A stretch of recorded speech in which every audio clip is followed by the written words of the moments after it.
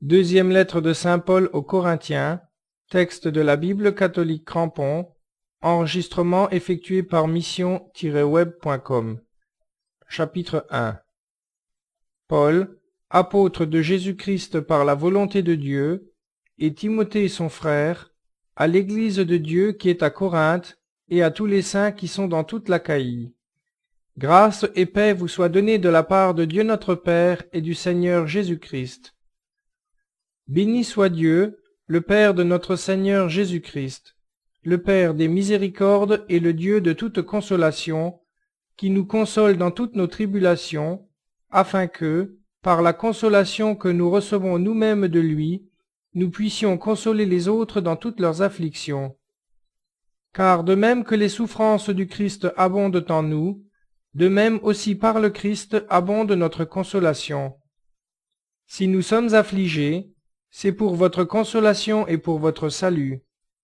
Si nous sommes consolés, c'est pour votre consolation, qui vous fait supporter avec patience les mêmes souffrances que nous endurons aussi. Et notre espérance à votre égard est ferme, parce que nous savons que, comme vous avez part aux souffrances, vous avez part aussi à la consolation.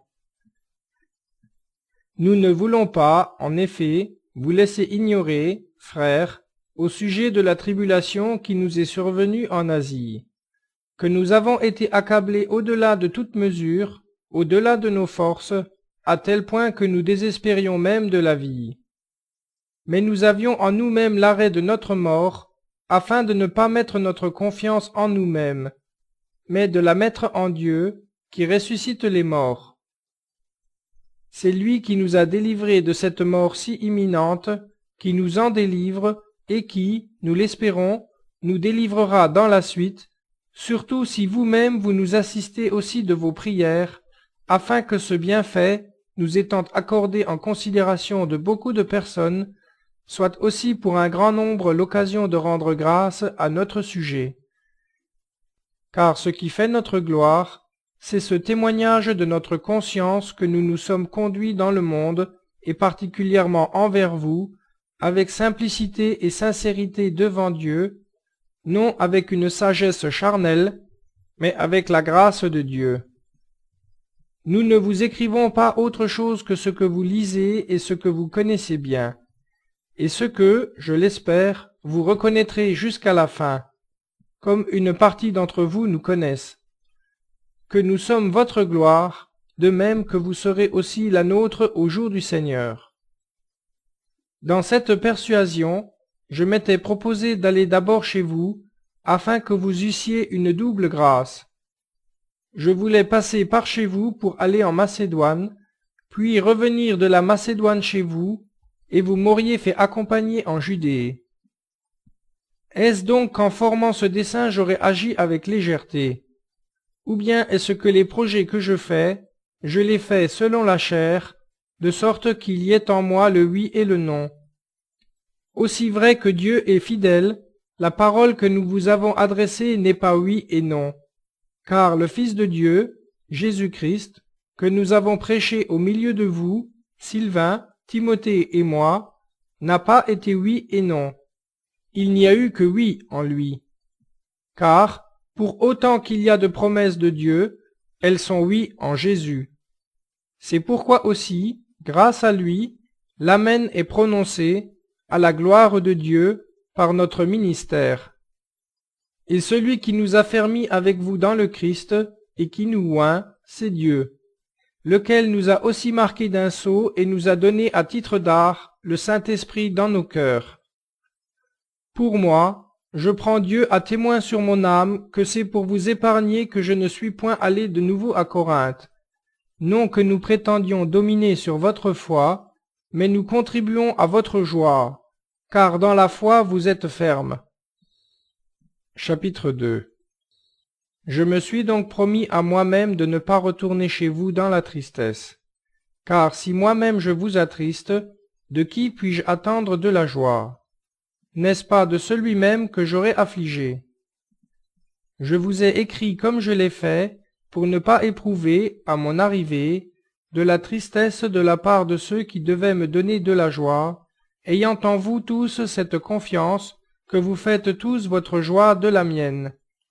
Car c'est une grande affliction, dans l'angoisse de mon cœur, et avec beaucoup de larmes, que je vous ai écrit, non dans le dessein de vous attrister, mais pour vous faire connaître l'amour que j'ai pour vous.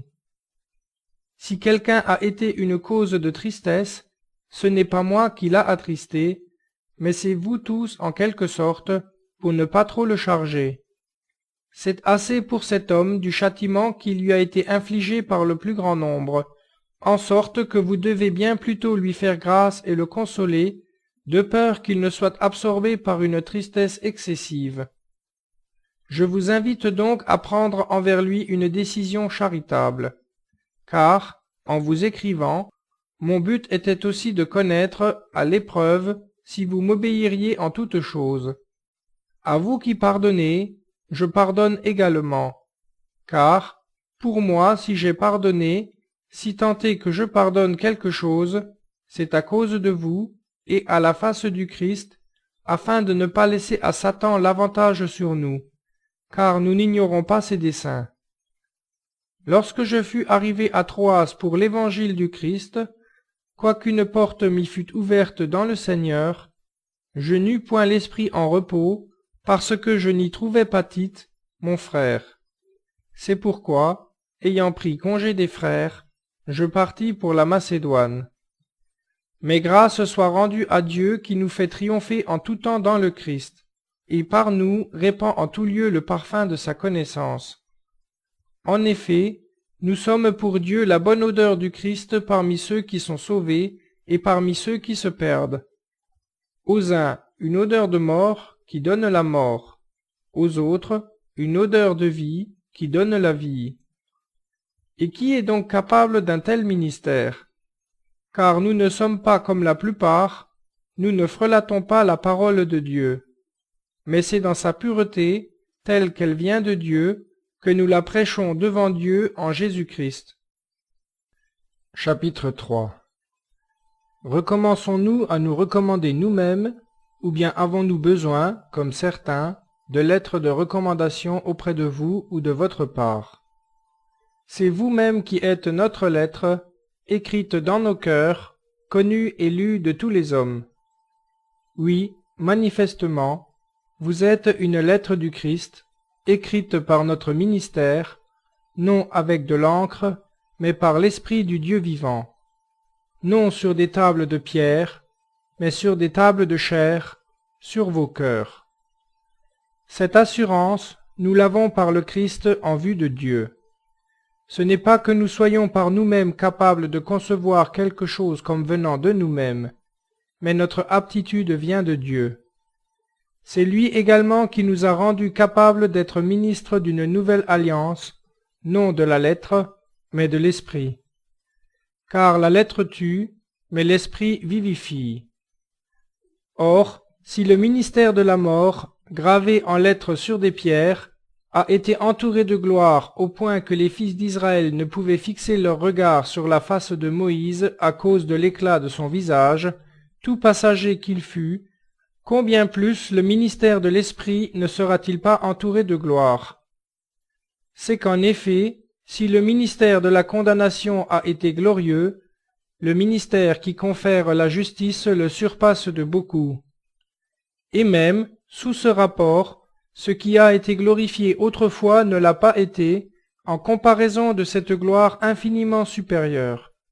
Car, si ce qui était passager a été donné dans la gloire, à plus forte raison ce qui est permanent sera-t-il glorieux. Ayant donc une telle espérance, nous usons d'une grande liberté, et nous ne faisons pas comme Moïse, qui mettait un voile sur son visage, pour que les fils d'Israël ne vissent point la fin de ce qui était passager. Mais leurs esprits se sont aveuglés, car jusqu'à ce jour, quand ils font la lecture de l'Ancien Testament, le même voile demeure sans être ôté, parce que c'est dans le Christ qu'il est levé. Aujourd'hui encore, quand on lit Moïse, un voile est étendu sur leur cœur. Mais dès que leurs cœurs se seront tournés vers le Seigneur, le voile sera ôté. Or le Seigneur, c'est l'Esprit, et là où est l'Esprit du Seigneur, là est la liberté. Pour nous tous, le visage découvert, réfléchissant comme dans un miroir la gloire du Seigneur, nous sommes transformés en la même image, de plus en plus resplendissante, comme par le Seigneur qui est Esprit. Chapitre 4. C'est pourquoi, revêtus de ce ministère selon la miséricorde qui nous a été faite, nous ne perdons pas courage. Nous rejetons loin de nous les choses honteuses qui se font en secret, ne nous conduisant pas avec astuce et ne faussant pas la parole de Dieu. Mais en manifestant franchement la vérité, nous nous recommandons à la conscience de tous les hommes devant Dieu. Si l'Évangile est encore voilé, c'est pour ceux qui se perdent qu'il reste voilé, pour ces incrédules dont le Dieu de ce siècle a aveuglé l'intelligence, afin qu'ils ne voient point briller la splendeur de l'Évangile, où reluit la gloire du Christ, qui est l'image de Dieu. Car ce n'est pas nous-mêmes que nous prêchons, c'est le Christ Jésus comme Seigneur. Pour nous, nous nous disons vos serviteurs à cause de Jésus. Car Dieu, qui a dit que la lumière brille du sein des ténèbres, c'est lui qui a fait luire sa clarté dans nos cœurs, pour que nous fassions briller la connaissance de la gloire de Dieu, laquelle resplendit sur la face du Christ. Mais nous portons ce trésor dans des vases de terre, afin qu'il paraisse que cette souveraine puissance de l'Évangile vient de Dieu et non pas de nous. Nous sommes opprimés de toute manière, mais non écrasés, dans la détresse, mais non dans le désespoir, persécutés, mais non délaissés, abattus, mais non perdus, portant toujours avec nous dans notre corps la mort de Jésus, afin que la vie de Jésus soit aussi manifestée dans notre corps. Car nous qui vivons, nous sommes sans cesse livrés à la mort à cause de Jésus, afin que la vie de Jésus soit aussi manifestée dans notre chair mortelle. Ainsi la mort agit en nous, et la vie en vous. Animés du même esprit de foi, selon ce qui est écrit, « J'ai cru, c'est pourquoi j'ai parlé. » Nous aussi nous croyons, et c'est pourquoi nous parlons, sachant que celui qui a ressuscité le Seigneur Jésus nous ressuscitera aussi avec Jésus, et nous présentera à lui avec vous. Car tout cela se fait à cause de vous, afin que la grâce, en se répandant avec abondance, fasse abonder l'action de grâce d'un plus grand nombre, à la gloire de Dieu. C'est pourquoi ne perdons pas courage, au contraire. Alors même que notre homme extérieur dépérit, notre homme intérieur se renouvelle de jour en jour. Car notre légère affliction du moment présent produit pour nous, au-delà de toute mesure, un poids éternel de gloire, nos regards ne s'attachant point aux choses visibles, mais aux invisibles. Car les choses visibles ne sont que pour un temps, les invisibles sont éternels. Chapitre 5. Nous savons en effet que, si cette tente, notre demeure terrestre, vient à être détruite, nous avons une maison qui est l'ouvrage de Dieu, une demeure éternelle qui n'est pas faite de main d'homme, dans le ciel. Aussi gémissons-nous, dans cette tente, dans l'ardent désir que nous avons d'être revêtus de notre demeure céleste, si du moins nous sommes trouvés vêtus et non pas nus. Car tant que nous sommes dans cette tente, nous gémissons accablés, parce que nous voulons revêtir l'autre par-dessus, afin que ce qu'il y a de mortel soit englouti par la vie. Et celui qui nous a formés pour cela, c'est Dieu, qui nous a donné les arts de l'esprit. Étant donc toujours plein d'assurance, et sachant que, aussi longtemps que nous habitons dans ce corps, nous sommes loin du Seigneur, car nous marchons par la foi et non par la vue, dans cette assurance, nous aimons mieux déloger de ce corps et habiter auprès du Seigneur. C'est pour cela aussi que nous nous efforçons d'être agréables à Dieu, soit que nous demeurions dans ce corps, soit que nous le quittions. Car nous tous, il nous faut comparaître devant le tribunal du Christ, afin que chacun reçoive ce qu'il a mérité étant dans son corps, selon ses œuvres, soit bien, soit mal. Étant donc pénétrés de la crainte du Seigneur, nous cherchons à convaincre les hommes. Quant à Dieu, il nous connaît intimement, et j'espère que dans vos consciences vous nous connaissez aussi. Car nous ne venons pas nous recommander encore nous-mêmes auprès de vous, mais vous fournir l'occasion de vous glorifier à notre sujet, afin que vous puissiez répondre à ceux qui tirent gloire de l'apparence, et non de ce qui est dans le cœur. En effet, si nous sommes hors de sens, c'est pour Dieu. Si nous sommes de sens rassis, c'est pour vous. Car l'amour du Christ nous presse, persuadés, comme nous le sommes, que si un seul est mort pour tous, tous donc sont morts, et qu'il est mort pour tous, afin que ceux qui vivent ne vivent plus pour eux-mêmes, mais pour celui qui est mort et ressuscité pour eux. Aussi, désormais, nous ne connaissons plus personne selon la chair, et si nous avons connu le Christ selon la chair, à présent nous ne le connaissons plus de cette manière. Aussi bien, quiconque est en Jésus-Christ est une nouvelle créature. Les choses anciennes sont passées, voyez, tout est devenu nouveau. Tout cela vient de Dieu, qui nous a réconciliés avec lui par Jésus-Christ, et qui nous a confié le ministère de la réconciliation. Car Dieu réconciliait le monde avec lui-même dans le Christ, n'imputant pas aux hommes leurs offenses, et mettant sur nos lèvres la parole de la réconciliation. C'est donc pour le Christ que nous faisons les fonctions d'ambassadeurs, Dieu lui-même exhortant par nous. Nous vous en conjurons pour le Christ, réconciliez-vous avec Dieu. Celui qui n'a point connu le péché, il l'a fait pécher pour nous, afin que nous devenions en lui justice de Dieu. Chapitre 6. Or donc, étant ses coopérateurs, nous vous exhortons à ne pas recevoir la grâce de Dieu en vain. Car il dit, « Au temps favorable, je t'ai exaucé. Au jour du salut, je t'ai porté secours. » Voici maintenant le temps favorable, voici le jour du salut. Nous ne donnons aucun sujet de scandale en quoi que ce soit, afin que notre ministère ne soit pas un objet de blâme.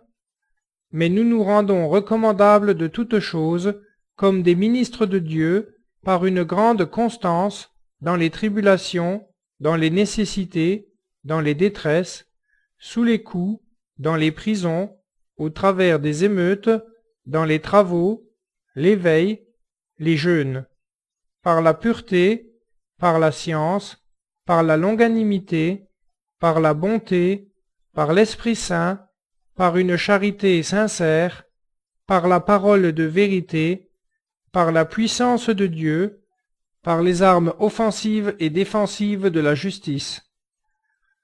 Parmi l'honneur et l'ignominie, parmi la mauvaise et la bonne réputation, traité d'imposteur et pourtant véridique, d'inconnu et pourtant bien connu, regardé comme mourant, et voici que nous vivons, comme châtiés, et nous ne sommes pas mis à mort, comme attristés, nous qui sommes toujours joyeux, comme pauvres, nous qui en enrichissons un grand nombre, comme n'ayant rien, nous qui possédons tout. Notre bouche s'est ouverte pour vous, ô Corinthiens, notre cœur s'est élargi. Vous n'êtes point à l'étroit dans nos entrailles, mais les vôtres se sont rétrécis. Rendez-nous la pareille. Je vous parle comme à mes enfants. Vous aussi, élargissez vos cœurs.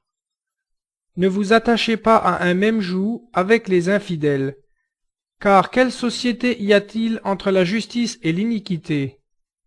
Ou qu'a de commun la lumière avec les ténèbres? Quel accord y a-t-il entre le Christ et Bélial? Ou quelle part a le fidèle avec l'infidèle? Quel rapport y a-t-il entre le temple de Dieu et des idoles? Car nous sommes, nous, le temple du Dieu vivant, selon ce que Dieu lui-même a dit, « J'habiterai au milieu d'eux et j'y marcherai. Je serai leur Dieu, et eux seront mon peuple. » C'est pourquoi sortez du milieu d'eux et séparez-vous, dit le Seigneur. Ne touchez pas à ce qui est impur, et moi je vous accueillerai. Je serai pour vous un père, et vous serez pour moi des fils et des filles, dit le Seigneur Tout-Puissant. Chapitre 7. Ayant donc de telles promesses, bien-aimés, purifions-nous de toute souillure de la chair et de l'esprit, et achevons l'œuvre de notre sainteté dans la crainte de Dieu. Recevez-nous. Nous n'avons fait de tort à personne. Nous n'avons ruiné personne. Nous n'avons exploité personne. Ce n'est pas pour vous condamner que je dis cela, car je viens de le dire, vous êtes dans nos cœurs à la mort et à la vie. Je vous parle en toute franchise, j'ai grand sujet de me glorifier de vous. Je suis rempli de consolation, je surabonde de joie au milieu de toutes nos tribulations. Car, depuis notre arrivée en Macédoine, notre chair n'eut aucun repos. Nous étions affligés de toute manière, au dehors des combats, au dedans des craintes. Mais celui qui console les humbles, Dieu, nous a consolés par l'arrivée de Tite, non seulement par son arrivée, mais encore par la consolation que Tite lui-même avait éprouvée à votre sujet.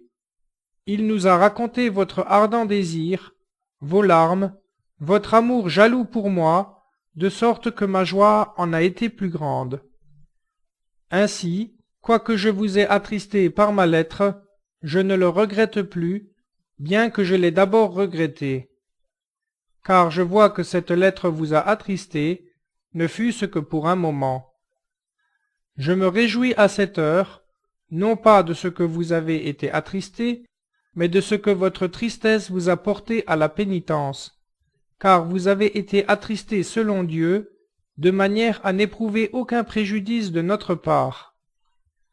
En effet, la tristesse selon Dieu produit un repentir salutaire, qu'on ne regrette jamais, au lieu que la tristesse du monde produit la mort. Et quel empressement n'a-t-elle pas produit en vous, cette tristesse selon Dieu? Que dis-je? Quelle justification, quelle indignation, quelle crainte, quel désir ardent, quel zèle, quelle sévérité. Vous avez montré à tout égard que vous étiez innocent dans cette affaire. Aussi bien, si je vous ai écrit, ce n'est ni à cause de celui qui a fait l'injure, ni à cause de celui qui l'a reçue, mais pour que votre dévouement pour nous éclatât parmi vous devant Dieu. Voilà ce qui nous a consolés. Mais à cette consolation s'est ajoutée une joie beaucoup plus vive, celle que nous a fait éprouver la joie de Tite, dont vous avez tranquillisé l'esprit. Et si devant lui je me suis un peu glorifié à votre sujet, je n'en ai point eu de confusion. Mais de même que nous vous avons toujours parlé selon la vérité, de même l'éloge que j'ai fait de vous à Tite s'est trouvé être la vérité. Son cœur ressent pour vous un redoublement d'affection, au souvenir de votre obéissance à tous, de la crainte, du tremblement avec lequel vous l'avez accueilli. Je suis heureux de pouvoir en toutes choses compter sur vous. Chapitre 8. Nous vous faisons connaître, frères, la grâce que Dieu a faite aux fidèles des églises de Macédoine. Au milieu de beaucoup de tribulations qui les ont éprouvées, leur joie a été pleine, et leur profonde pauvreté a produit les abondantes largesses de leur simplicité. Je l'atteste, ils ont donné volontairement selon leurs moyens, et même au-delà de leurs moyens, nous demandant avec de grandes instances la grâce de prendre part à ce ministère en faveur des saints.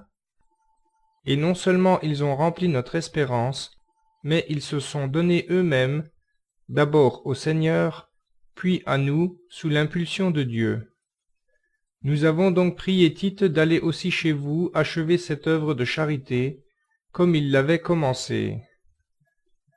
De même que vous excellez en toutes choses, en foi, en parole, en connaissance, en zèle à tous égards et en affection pour nous, faites en sorte d'exceller aussi dans cette œuvre de bienfaisance.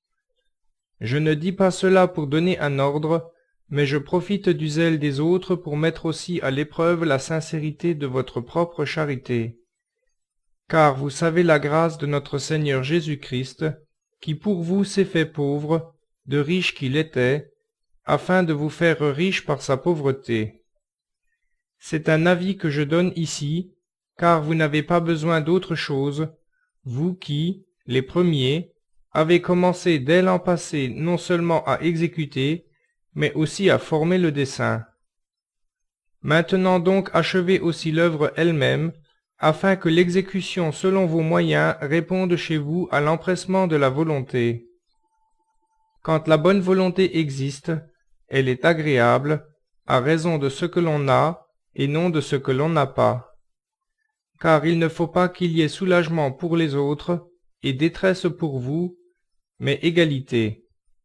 Dans la circonstance présente, votre superflu supplée à ce qui leur manque, afin que pareillement leur superflu pourvoie à vos besoins, en sorte qu'il y ait égalité, selon qu'il est écrit, « Celui qui avait recueilli beaucoup n'avait rien de trop, et celui qui avait peu recueilli ne manquait de rien. » Grâce soit rendue à Dieu de ce qu'il a mis le même zèle pour vous dans le cœur de Tite.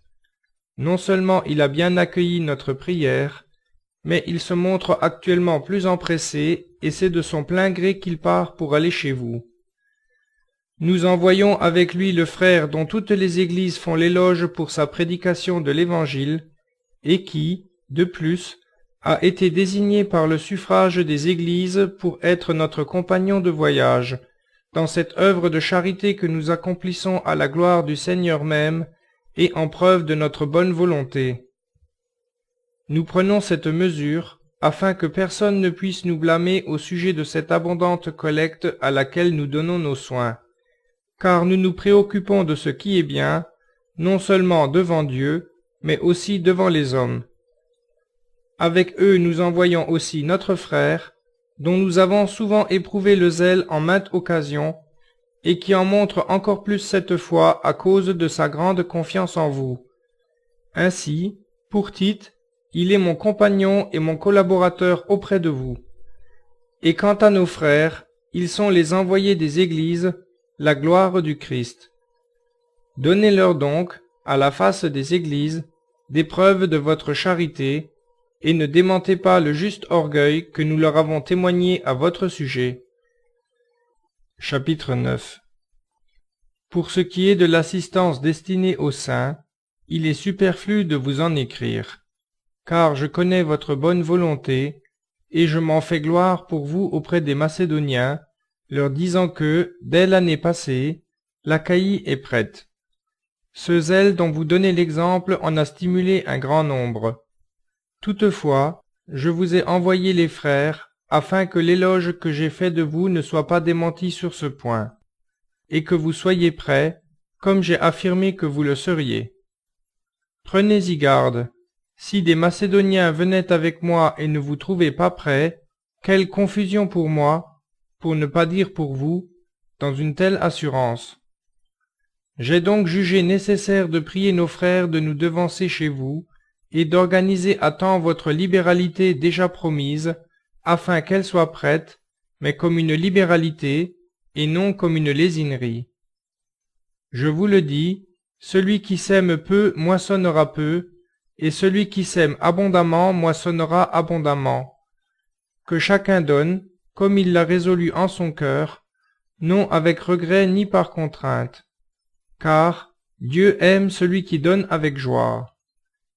Il est puissant pour vous combler de toutes sortes de grâces, afin que, ayant toujours en toutes choses de quoi satisfaire à tous vos besoins, il vous en reste encore abondamment pour toute espèce de bonnes œuvres, selon qu'il est écrit, « Avec largesse il a donné aux pauvres, sa justice subsiste à jamais. » Celui qui fournit la semence au semeur et du pain pour sa nourriture, vous fournira la semence à vous aussi, et la multipliera, et il fera croître les fruits de votre justice. Et vous serez ainsi enrichis à tous égards, pour donner d'un cœur simple ce qui, recueilli par nous, fera offrir à Dieu des actions de grâce. car la dispensation de cette libéralité ne pourvoit pas seulement en abondance aux besoins des saints, mais elle est encore une riche source de nombreuses actions de grâce envers Dieu. À cause de la vertu éprouvée que cette offrande montre en vous, il glorifie Dieu de votre obéissance dans la profession de l'évangile du Christ et de la simplicité avec laquelle vous faites part de vos dons à eux et à tous. Il prie aussi pour vous, vous aimant d'un tendre amour, à cause de la grâce éminente que Dieu a mise en vous. Grâce soit rendue à Dieu pour son don ineffable. Chapitre 10. Moi, Paul, je vous invite par la douceur et la bonté du Christ. Moi, qui ai l'air humble quand je suis au milieu de vous, mais qui suis hardi avec vous quand je suis absent. Je vous en prie, que je n'ai pas, quand je serai présent, à user de cette hardiesse, avec l'assurance que je me propose de montrer contre certaines gens qui se figurent que nous marchons selon la chair. Si nous marchons dans la chair, nous ne combattons pas selon la chair, car les armes avec lesquelles nous combattons ne sont pas charnelles. Elles sont puissantes devant Dieu pour renverser des forteresses. Nous renversons les raisonnements et toute hauteur qui s'élève contre la science de Dieu, et nous assujettissons toute pensée à l'obéissance du Christ. Nous sommes prêts aussi à punir toute désobéissance, lorsque, de votre côté, votre obéissance sera complète. Vous regardez à l'air. Eh bien, si quelqu'un se persuade qu'il est au Christ, qu'il se dise de lui-même à son tour, que s'il appartient au Christ, nous aussi nous lui appartenons. Si même je me glorifiais encore un peu plus de l'autorité que le Seigneur m'a donnée pour votre édification, et non pour votre destruction, je n'en aurais pas de confusion, afin de ne pas paraître vouloir vous intimider par mes lettres. Car ces lettres, dit-on, sont sévères et fortes, mais, quand il est présent, c'est un homme faible et sa parole est méprisable. Que celui qui parle de la sorte se dise bien que tel nous sommes de loin en parole dans nos lettres, tel nous sommes en effet devant vous. Nous n'avons pas la hardiesse de nous égaler ou de nous comparer à certaines gens qui se recommandent eux-mêmes, mais, en se mesurant à leur propre mesure et en se comparant eux-mêmes à eux-mêmes, ils manquent d'intelligence. Pour nous, nous ne nous glorifions pas hors de mesure, mais selon la mesure du champ d'action que Dieu nous a assigné, pour nous faire arriver jusqu'à vous. Car nous ne dépassons pas nos limites, comme si nous n'étions pas parvenus jusqu'à vous, et nous sommes réellement venus jusqu'à vous avec l'évangile du Christ. Ce n'est pas outre mesure pour les travaux d'autrui que nous nous glorifions, et nous avons l'espérance que, lorsque votre foi aura fait des progrès, nous grandirons de plus en plus parmi vous, en suivant les limites qui nous sont assignées, de manière à prêcher l'Évangile dans les pays qui sont au-delà du vôtre, sans entrer dans le partage d'autrui, pour nous glorifier des travaux faits par d'autres. Toutefois, que celui qui se glorifie dans le Seigneur, car ce n'est pas celui qui se recommande lui-même qui est un homme éprouvé, c'est celui que le Seigneur recommande. Chapitre 11. Oh, si vous pouviez supporter de ma part un peu de folie. Mais oui, vous me supportez.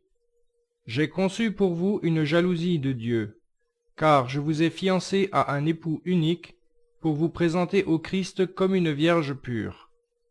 Mais je crains bien que, comme Ève fut séduite par l'astuce du serpent, ainsi vos pensées ne se corrompent et ne perdent leur simplicité à l'égard du Christ. Car si quelqu'un vient vous prêcher un autre Jésus que celui que nous vous avons prêché, ou si vous recevez un autre esprit que celui que vous avez reçu, ou un autre évangile que celui que vous avez embrassé, vous le supportez fort bien. Certes, j'estime que je ne suis inférieur en rien à ces apôtres par excellence.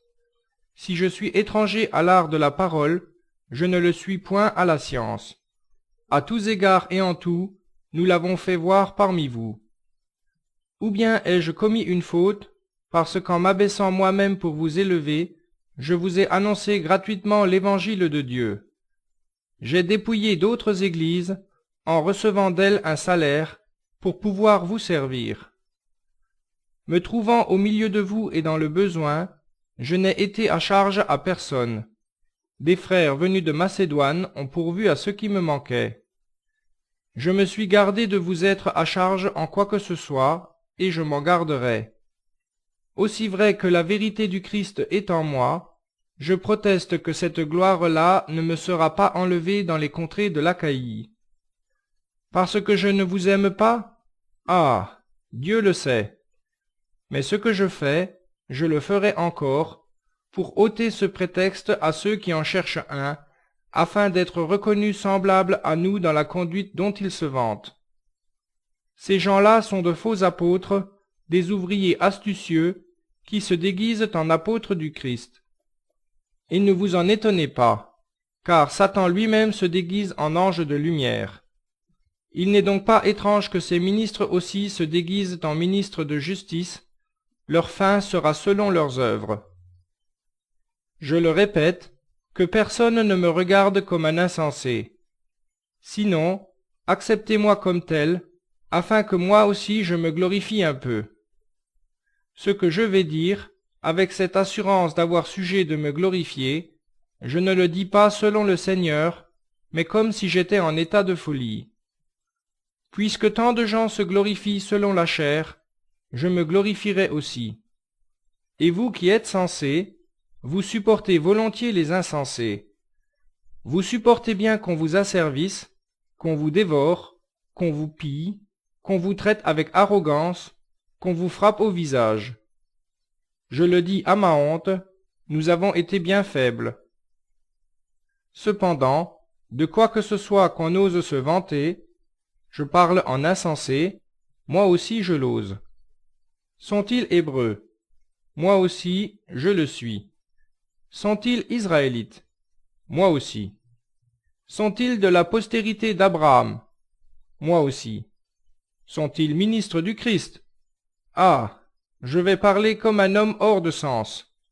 Je le suis plus qu'eux, bien plus qu'eux par les travaux, bien plus par les coups, infiniment plus par les emprisonnements. Souvent j'ai vu de près la mort. 5 fois j'ai reçu des Juifs 40 coups de fouet moins 1. 3 fois j'ai été battu de verge. 1 fois j'ai été lapidé. 3 fois j'ai fait naufrage. J'ai passé 1 jour et 1 nuit dans l'abîme. Et mes voyages sans nombre, les périls sur les fleuves, les périls de la part des brigands, les périls de la part de ceux de ma nation, les périls de la part des gentils, les périls dans les villes, les périls dans les déserts, les périls sur la mer, les périls de la part des faux frères, les labeurs et les peines, les nombreuses veilles, la faim, la soif, les jeûnes multipliés, le froid, la nudité. Et sans parler de tant d'autres choses, rappellerai-je mes soucis de chaque jour, la sollicitude de toutes les églises. Qui est faible que je ne sois faible aussi? Qui vient à tomber sans qu'un feu me dévore? S'il faut se glorifier, c'est de ma faiblesse que je me glorifierai. Dieu, qui est le Père de notre Seigneur Jésus-Christ, et qui est béni éternellement, sait que je ne mens point. À Damas, l'éthnarque du roi Arétas faisait garder la ville pour se saisir de moi. Mais on me descendit par une fenêtre, dans une corbeille, le long de la muraille, et j'échappai ainsi de ses mains. Chapitre 12. Faut-il se glorifier? Cela n'est pas utile. J'en viendrai néanmoins à des visions et à des révélations du Seigneur. Je connais un homme dans le Christ qui, il y a 14 ans, fut ravi jusqu'au 3e ciel. Si ce fut dans son corps, je ne sais. Si ce fut hors de son corps, je ne sais. Dieu le sait. Et je sais que cet homme, si ce fut dans son corps ou sans son corps, je ne sais, Dieu le sait, fut enlevé dans le paradis, et qu'il a entendu des paroles ineffables qu'il n'est pas permis à un homme de révéler. C'est pour cet homme-là que je me glorifierai, mais pour ce qui est de ma personne, je ne me ferai gloire que de mes faiblesses. Certes, si je voulais me glorifier, je ne serai pas un insensé, car je dirai la vérité. Mais je m'en abstiens afin que personne ne se fasse de moi une idée supérieure à ce qu'il voit en moi ou à ce qu'il entend de moi. Et de crainte que l'excellence de ces révélations ne vînt à m'enfler d'orgueil, il m'a été mis une écharde dans ma chair, un ange de Satan pour me souffléter, afin que je ne m'enorgueillisse point. À son sujet, 3 fois j'ai prié le Seigneur de l'écarter de moi, et il m'a dit, « Ma grâce te suffit, car c'est dans la faiblesse que ma puissance se montre tout entière. Je préfère donc bien volontiers me glorifier de mes faiblesses, afin que la puissance du Christ habite en moi. C'est pourquoi je me plais dans les faiblesses, dans les opprobres, dans les nécessités, dans les persécutions, dans les détresses, pour le Christ. Car lorsque je suis faible, c'est alors que je suis fort. Je viens de faire l'insensé, vous m'y avez contraint. C'était à vous de me recommander, car je n'ai été inférieur en rien à ceux qui sont les apôtres, quoique je ne sois rien. Les preuves de mon apostolat ont paru au milieu de vous par une pénitence à toute épreuve, par des signes, des prodiges et des miracles. Qu'avez-vous à envier aux autres églises, si ce n'est que je ne vous ai pas été à charge? Pardonnez-moi ce tort. Voici que pour la 3e fois je suis prêt à aller chez vous, et je ne vous serai point à charge, car ce ne sont pas vos biens que je cherche, c'est vous-même. Ce n'est pas, en effet, aux enfants à amasser pour leurs parents, mais aux parents pour leurs enfants. Pour moi, bien volontiers je dépenserai et je me dépenserai moi-même tout entier pour vos âmes, dussé-je, en vous aimant davantage, être moins aimé de vous. Soit, je ne vous ai point été à charge, mais, en homme astucieux, j'ai usé d'artifice pour vous surprendre. Ai-je donc, par quelqu'un de ceux que je vous ai envoyés, tiré de vous du profit? J'ai engagé Tite à aller chez vous, et avec lui j'ai envoyé le frère que vous savez. Est-ce que Tite a rien tiré de vous? N'avons-nous pas marché dans le même esprit, suivi les mêmes traces? Vous croyez toujours que nous nous justifions auprès de vous. C'est devant Dieu, dans le Christ, que nous parlons, et tout cela, bien-aimés, nous le disons pour votre édification. Ma crainte, c'est qu'à mon arrivée je ne vous trouve pas tel que je voudrais, et que par suite vous ne me trouviez tel que vous ne voudriez. Je crains de trouver parmi vous des querelles, des rivalités, des animosités, des contestations, des médisances, des faux rapports, de l'enflure, des troubles. Je crains que, lorsque je serai de retour chez vous, mon Dieu ne m'humilie de nouveau à votre sujet, et que je n'ai à pleurer sur plusieurs pécheurs qui n'auront pas fait pénitence de l'impureté, des fornications et des dissolutions auxquelles ils se sont livrés. Chapitre 13. C'est maintenant pour la 3e fois que je vais chez vous. Toute affaire se décidera sur la déclaration de 2 ou 3 témoins. Je l'ai déjà dit et je le répète à l'avance. Aujourd'hui que je suis absent, comme lorsque j'étais présent pour la 2e fois, je déclare à ceux qui ont déjà péché et à tous les autres que, si je retourne chez vous, je n'userai d'aucun ménagement, puisque vous cherchez une preuve que le Christ parle en moi, lui qui n'est pas faible à votre égard, mais reste puissant parmi vous. Car, s'il a été crucifié en raison de sa faiblesse, il vit par la puissance de Dieu.